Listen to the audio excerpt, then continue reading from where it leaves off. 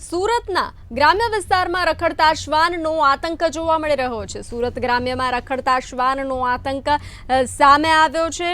સમાચાર મળી રહ્યા છે માંગરોળ તાલુકાના કુવરદા ગામે આ ઘટના બની હોવાનું સામે આવ્યું છે। શ્વાનનો આતંક, શ્વાને બાળક પર હુમલો કર્યો છે। મહત્વપૂર્ણ સમાચાર જે રીતે પ્રાપ્ત થઈ રહ્યા છે, ઘરની બહાર રમી રહેલ બાળક પર શ્વાને હુમલો કર્યો છે।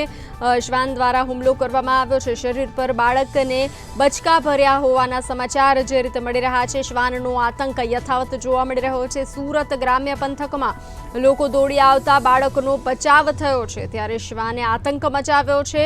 બાળકને પ્રાથમિક સારવાર અપાઈ રહી છે। પ્રાથમિક સારવાર આપવામાં આવી રહી છે બાળકને। શ્વાને બાળક પર હુમલો કરતા બાળક ઈજાગ્રસ્ત થતા તેને સારવાર આપવામાં આવી રહી છે। ઘરની બહાર રમી રહેલ બાળક પર શ્વાને હુમલો કર્યો હતો। લોકો આવતા શ્વાને શરીર પર બચકા ભર્યા હતા અને તે બાળકીનો બચાવ થયો હતો। સુરત ગ્રામ્યમાં રખડતા શ્વાનનો આતંક સામે આવ્યો છે।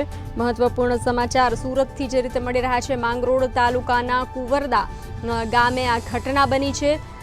શ્વાનનો આતંક જોવા મળી રહ્યો છે। શ્વાને બાળક પર હુમલો કર્યો છે, ત્યારે બાળક ઈજાગ્રસ્ત થતા તેને સારવાર અર્થે ખસેડવામાં આવ્યો છે। ઘરની બહાર રમી રહેલ બાળક પર હુમલો કરવામાં આવ્યો છે। શરીર પર બાળકને બચકા ભર્યા હોવાનું જાણવા મળી રહ્યું છે। પ્રાથમિક સારવાર આપવામાં આવી રહી છે બાળકને। લોકો દોડી આવતા બાળકનો બચાવ થયો છે।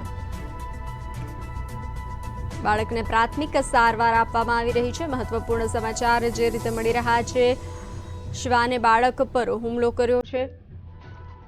આવી અનેક ઘટનાઓ સામે આવતી રહે છે।